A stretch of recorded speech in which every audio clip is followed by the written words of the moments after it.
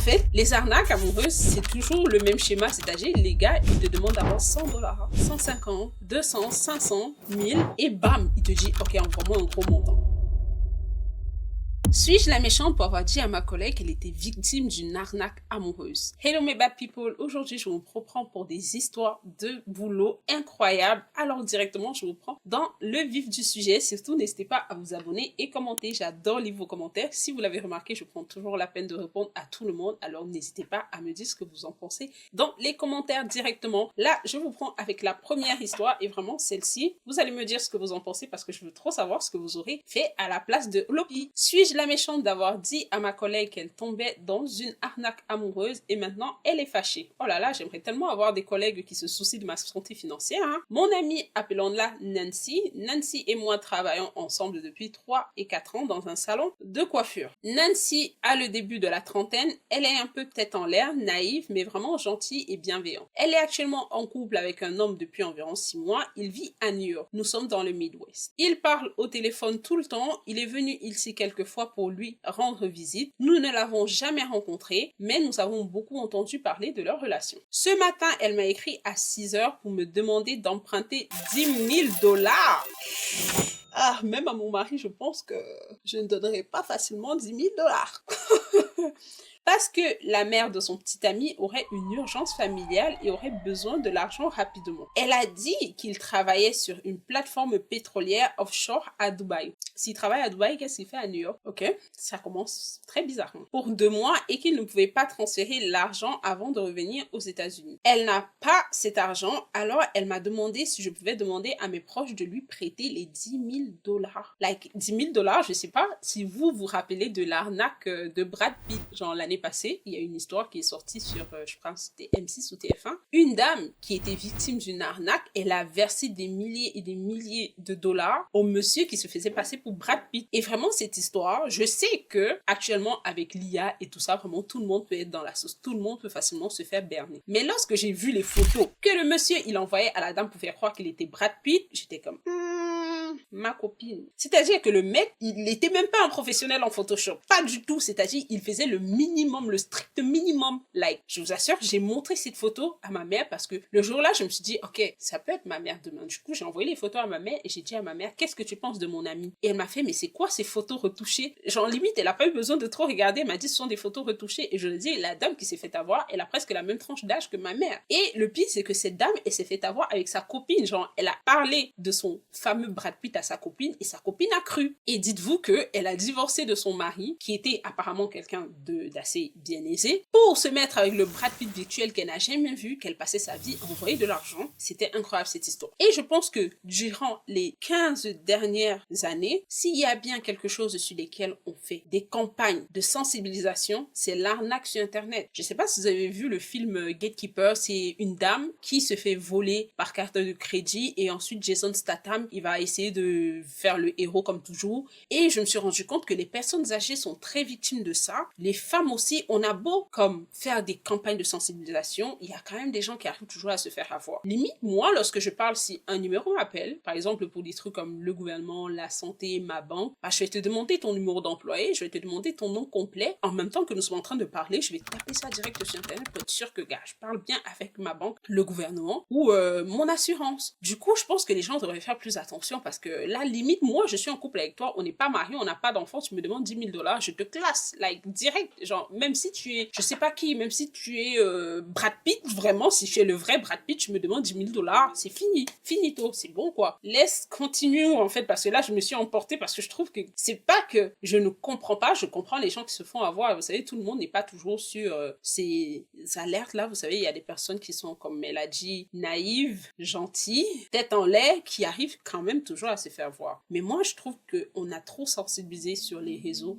pour qu'aujourd'hui tu tombes dans le panneau. Après, je sais, tu peux tomber pour 1 000 $, 2 000 $. Mais dès que ça commence déjà dans les gros chiffres, là, 10 000 $, non. Je lui ai dit que ça ressemblait fortement à une arnaque amoureuse et que s'il lui demandait une somme aussi importante si tôt dans leur relation, c'était un énorme signal d'alerte et qu'elle devrait reconsidérer la situation. Je lui ai dit que, puisque je ne connais pas bien son petit ami, s'il disparaissait, soit elle, soit moi serions coincés dans la dette de 10 000 $. Depuis, elle ne répond plus plus à mes messages ni à mes appels et elle a pris une journée personnelle aujourd'hui. Suis-je la méchante? Aurais-je dû me taire et me mêler de mes affaires? Non, clairement pas, parce que vous êtes collègues, ça fait 3-4 ans, donc limite tu as passé assez longtemps de temps avec elle. Et surtout, si elle vient te demander de l'argent, c'est que tu es quelqu'un en qui elle a confiance, donc tu as le droit de donner ton point de vue et de te mêler de ses affaires, parce que du moment où elle est venue te demander les 10 000 $, elle t'a donné le droit de te mêler de ses affaires. So, il y a un update, parce que bien sûr que ce genre d'histoire, ça finit jamais aussi facilement. Mise à jour 1. Suite à vos commentaires, je peux vous affirmer que 1. Oui, elle est très naïve et crédule, elle croit pouvoir parler aux fantômes et aux esprits. C'est un autre sujet que je n'aborderai pas ici.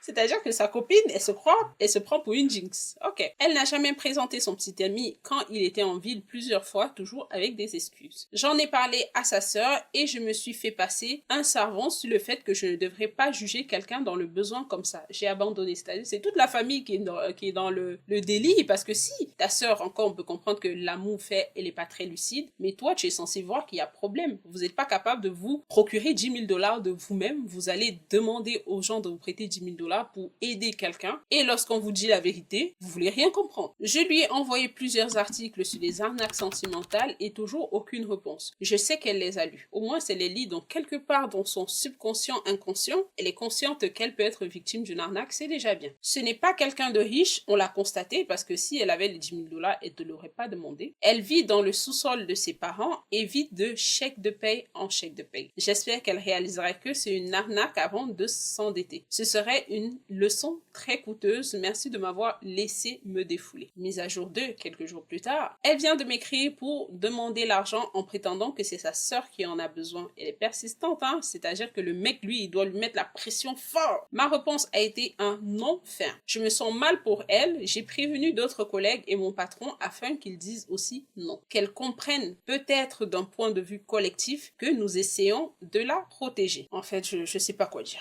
Je sais plus quoi dire, parce que lorsque je suis dans une situation délicate ou lorsque tu vis une situation et qu'il y a déjà plusieurs personnes autour de toi qui te font des signaux pour te dire fais attention, peut-être. Je pense que toi aussi tu devrais déjà te mettre dans la situation de faire attention. Je peux comprendre que possiblement le mec, lui, il est en train de lui mettre une pression d'enfer, et peut-être aussi en jouant sur les sentiments, en essayant de la manipuler. Moi, dans des cas comme ça, je aurais pu dire au gars, je peux pas te fournir le 10 000 $, mais je suis capable de te fournir 1 000 $. Ou tu sais quoi, je peux pas te fournir le 10 000 $, mais je peux payer ma passe de bus ou de train pour aller soutenir mentalement ta mère. Comme, vu qu'il demande de l'argent pour les soins médicaux de sa mère, je vais dire, tu sais quoi mon gars, tu sais, moi j'ai pas d'argent, je suis une gamée, je suis une foirée. Je vais prendre un week-end, je vais partir dans la ville où ta mère reste et je vais la soutenir moralement, physiquement. Je vais faire des repas pour elle, je vais l'amener à ses rendez-vous médicaux. Juste peut-être le fait de voir quelqu'un, ça va permettre qu'elle sera bien, je vais aller à l'hôpital. Et bref, je vais essayer de trouver une situation pour expliquer au gars que j'ai pas l'argent, mais je peux t'aider d'une autre manière, je peux t'aider d'une manière qui n'est pas financière. Il y a une autre mise à jour 3. Ce que je soupçonnais était vrai. Elle était victime d'une arnaque amoureuse, elle n'a jamais rencontré son petit ami en personne, il ne parlait qu'en ligne. Donc en fait, elle a jamais rencontré le gars, mais elle faisait croire à ses amis qu'elle a rencontré le gars pour qu'on prenne sa relation au sérieux.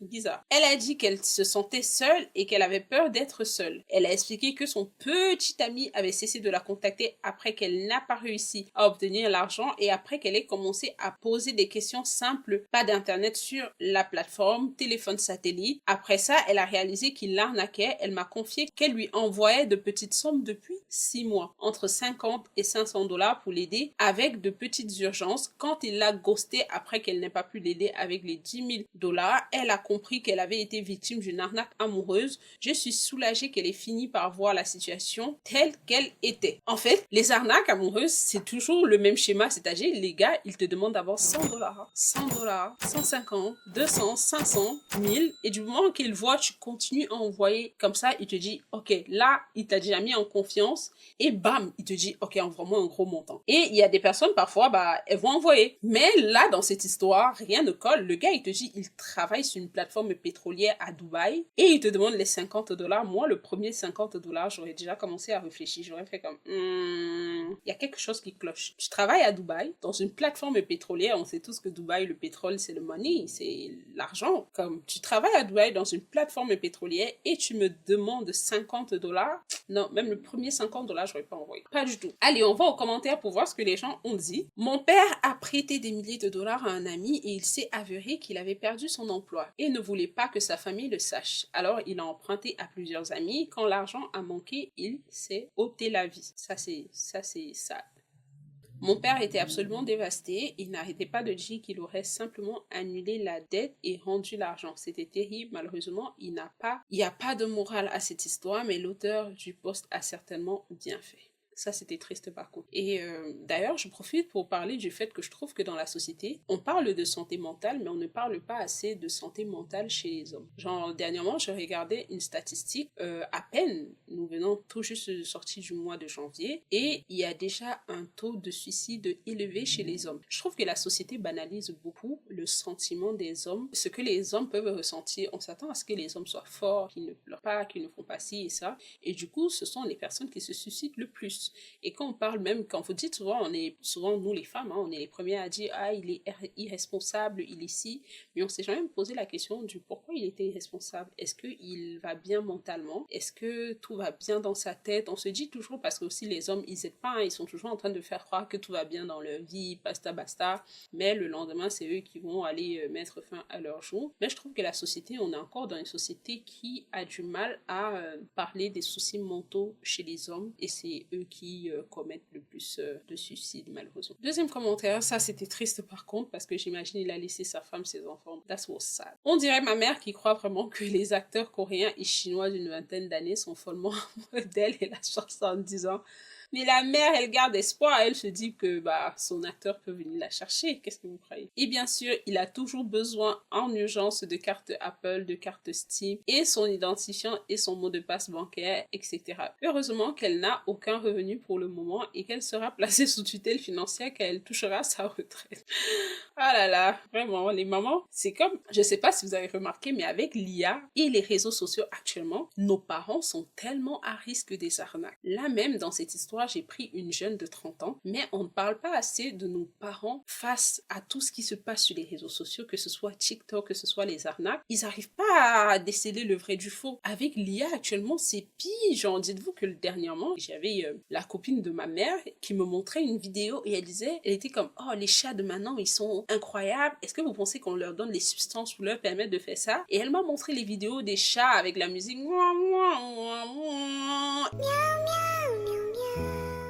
Et j'étais comme, mais tu crois pas à ça? Genre, c'est pas vrai, c'est l'IA.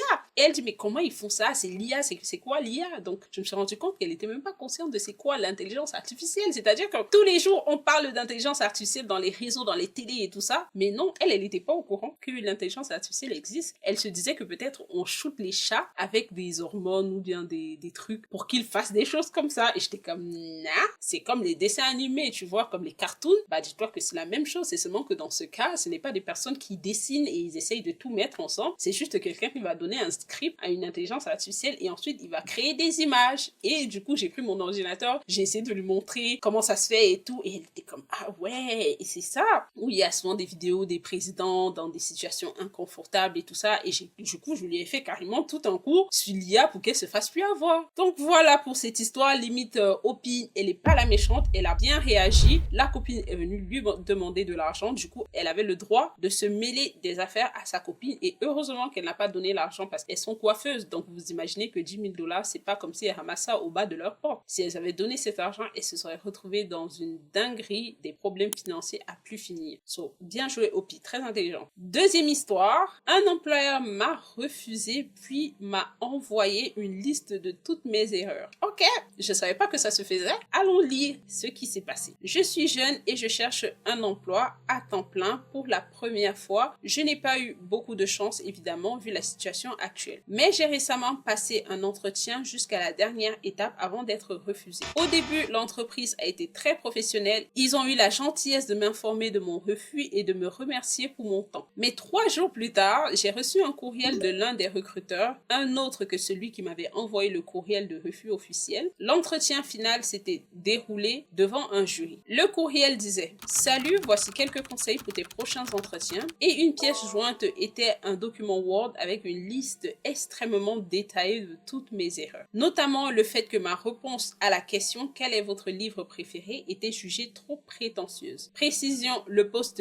n'était pas dans une bibliothèque, merci de le préciser parce que j'étais déjà comme pourquoi on te demanderait c'est quoi ton livre préféré à une entrevue? On peut te demander c'est quoi tes centres d'intérêt, mais on va pas te demander c'est quoi ton livre préféré, ni dans un domaine lié au livre. Bien qu'il y ait fait partie du jury final, il n'avait pas assisté aux entretiens précédents et c'était le premier contact direct que j'avais avec lui. Voici l'intégralité des commentaires extraits du document. Il s'agissait d'une société financière boursière, mais le poste n'était pas directement lié aux actions rédacteurs publicitaires mises à jour du site web. C'était ça un peu les tâches liées au poste pour lesquelles elle postulait. Je vois bien que la bourse ne vous passionne pas. Dans cette entreprise, tous les membres investissent en bourse avec passion depuis des années. Vous aviez des connaissances techniques de base et c'est tout. Ça, c'est la première critique qu'il a faite. De manière générale, vous semblez manquer de passion.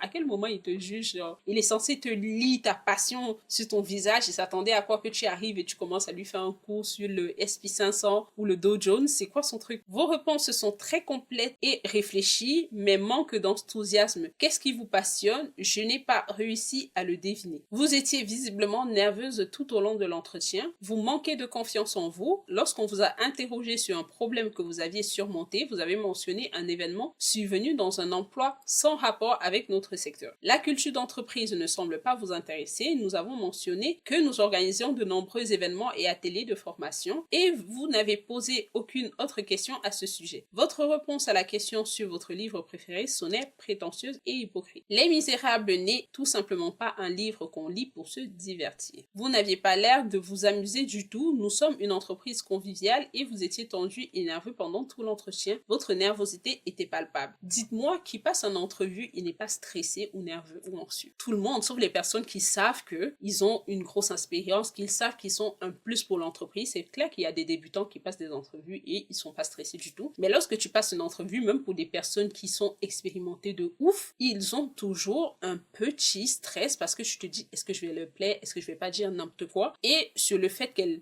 avait des réponses très limitées, lorsque tu vas en entrevue, tu te prépares pour les entrevues, tu essayes de dire le maximum de choses en peu de phrases possibles pour pas que ça donne l'impression que tu bavardes pour ne rien dire. Donc je trouve que elle a géré son entrevue comme une pro. Mais je sais pas pourquoi lui, déjà, ça se fait pas dans les entreprises. Une fois qu'on t'a écrit la lettre pour te dire que tu n'es pas pris, c'est tout, ça s'arrête là. À quel moment il se permet de t'envoyer un courriel avec une liste des choses qu'il a notées, sauf si c'est propre à l'entreprise que lorsqu'il te refuse dans une entrevue ou dans un boulot, il t'envoie toutes les choses que tu as mal faites, comme ça tu te prépares mieux pour un prochain boulot ou la prochaine fois que tu veux postuler dans leur entreprise, parce que c'est pas parce que tu as postulé d'une entreprise que si demain il y a une opportunité qui se présente encore dans cette entreprise, tu vas pas postuler. Du coup, peut-être faire des feedbacks constructifs ou des feedbacks suite à prestation lors de ton interview t'aiderait pour le futur. Mais là, c'est vraiment des remarques qui n'ont vraiment rien à voir avec le travail, où parfois ils vont te dire, ok, sur ton CV, on ne trouve pas les qualifications nécessaires pour l'emploi pour lequel tu as postulé, ou ils peuvent te dire, on a l'impression que tu n'as pas assez ce skill, cette compétence qui est assez nécessaire pour notre travail. Ça, c'est constructif, ça t'aide à mieux aller de l'avant. Mais lui, ces remarques, j'ai plus l'impression qu'elles sont un peu comme rabaissantes, qu'elles veulent comme juste faire que Hopi perde sa confiance en elle. Continuons. Est-ce normal? Je me sens vraiment mal. D'après lui, j'ai fait tellement d'erreurs. Cela détruit ma confiance en moi. C'est ce que je disais parce que toutes les remarques, je les trouve pas constructives. Là, vraiment, si quelqu'un t'écrit un truc comme ça après un interview que tu voulais trop, surtout actuellement, c'est difficile de trouver un emploi. Si tu passes une entrevue et quelqu'un te ramène tout ça comme retour de ton interview, je t'assure que ça casse ta confiance en toi. Même si tu es quelqu'un de base très confiant, tu vas quand même te remettre en question. Tu vas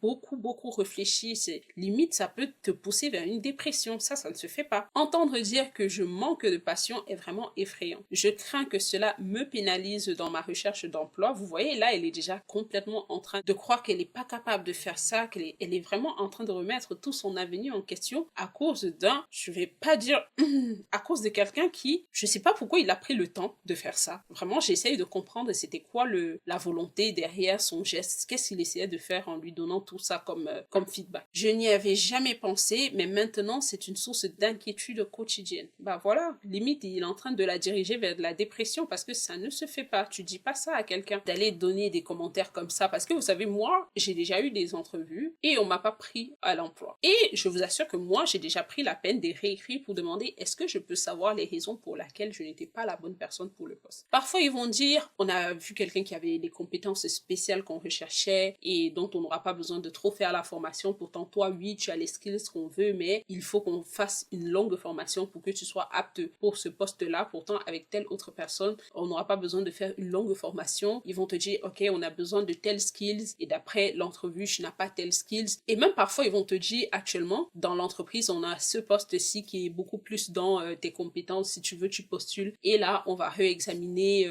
Je vous assure, il y a une qui m'a déjà dit, il y a tel poste qui est ouvert dans l'entreprise actuellement. C'est clair que ce n'est pas dans la masse salariale que tu cherches, mais ça pourrait être un bon entrée de gamme. Tu pourrais commencer par là et dans 6 mois, 1 an, on pourrait te mettre au poste pour lequel tu as postulé parce que tu aurais déjà fait la formation, tu aurais mieux compris l'entreprise et tu auras les skills nécessaires pour le poste. Mais juste pour l'instant, on ne peut pas te prendre, mais je suis prête à valider ton dossier pour qu'on te prenne sur ce poste-là. Et j'ai eu l'emploi comme ça, c'est-à-dire que j'ai postulé pour un poste et on m'a pris pour un poste inférieur et que j'ai fini par le poste 1 an plus tard, par le poste pour lequel je suis entrée dans l'entreprise. Donc dans des cas comme ça passe, surtout si c'est toi qui demandes. Mais elle n'a pas demandé au monsieur de lui faire un feedback, elle a rien demandé. Direct, il est venu lui donner plein d'informations qui n'ont pas aidé. Allons dans les commentaires pour voir ce que vous en avez pensé. J'adore le fait que lire de la littérature classique pour le plaisir soit absolument impossible, alors qu'investir en bourse est visiblement un passe-temps très courant. Moi, j'ai pas lu le livre Les Misérables, donc je sais pas de quoi il parle. C'est juste que j'ai vu dans les commentaires plein de personnes disaient que le livre Les Misérables est trop intéressant et que lire de la littérature pour du plaisir, ça peut se faire, mais moi j'ai pas lu le livre, donc je peux pas me statuer là-dessus. Je l'ai trouvé misogyne et je pensais qu'il voulait dire retourne à la cuisine, les femmes ne sont pas à la hauteur de ce métier, tu es trop snob et pas assez ambitieuse. En fait, je savais même pas que Opie était une femme, mais le fait qu'il mentionne la bourse, en fait, je comprends pas ce qu'il aurait aimé qu'elle fasse pendant cette interview. J'essaye de comprendre.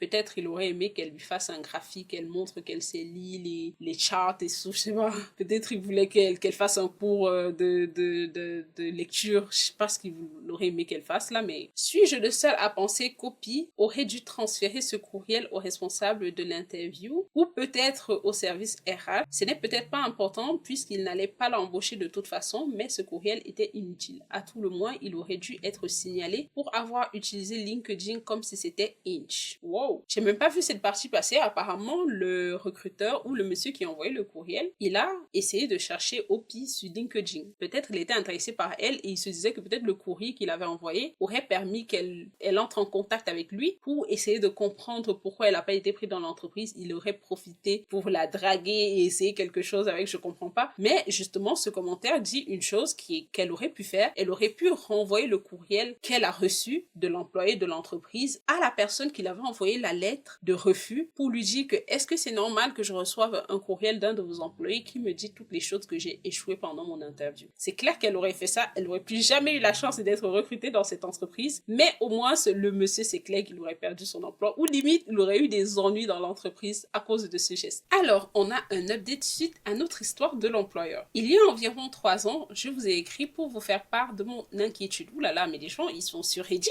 ils reviennent nous donner des updates, genre 3 ans plus tard, la meuf elle vient nous dire hop, je vous ai pas dit ce qui s'est passé entre temps. Merci, on est là pour ça. On veut les updates, des histoires croustillantes comme ça. Concernant un entretien d'embauche, le recruteur m'avait fait part de ses commentaires pour un poste que je n'ai pas obtenu, notamment sur mon manque de passion. J'étais celle dont le livre préféré était Les Misérables et il m'a traité de prétentieuse. Comme beaucoup l'ont deviné, il essayait de me draguer de manière subtile et désobligeante. Bah oui, je l'ai dit que c'est comme si il espérait que Opie réponde et ensuite ils allaient commencer à converser et il aurait espoir qu'il y ait quelque chose. Plus tard, il a tenté de me contacter par message privé sur LinkedIn, inutile de dire que ça n'a pas marché. Il m'a fallu du temps et de nombreux autres entretiens infructueux, aucun n'étant aussi pénible que celui-ci, mais j'ai fini par trouver un emploi dans un domaine que je n'avais jamais envisagé, où je pouvais mettre à profit mes compétences rédactionnelles dans une ambiance beaucoup moins machiste que dans le secteur de la finance. J'y travaille toujours, j'ai eu une belle promotion cette année et j'ai même écrit des articles sur la grandeur des Misérables. C'est toujours mon livre préféré et je le relis régulièrement. Ce qui m'a incité à vous donner des nouvelles, c'est ceci. J'ai récemment interviewé dans le cadre de mon travail une personnalité que j'admire depuis longtemps et à la fin de l'entretien, sans raison particulière, il m'a dit avoir lu certains de mes écrits et avoir perçu ma passion pour l'écriture. Il était ravi d'être interviewé par quelqu'un d'aussi passionné par son travail. Quant au monsieur retour d'interview, je n'ai aucune idée de ce qu'il devient et je n'ai aucune envie de le savoir. Mais je suis dans le travail de mes rêves, plus heureuse que je ne le serais jamais cru possible. Merci pour tous vos conseils. Anyway, mes bad people, j'espère que vous avez aimé ces deux histoires. Dites-moi en commentaire ce que vous en pensez. Je vous laisse là des vidéos que vous pouvez aller regarder et continuer de me donner vos avis. On se voit très prochainement. Bye bye!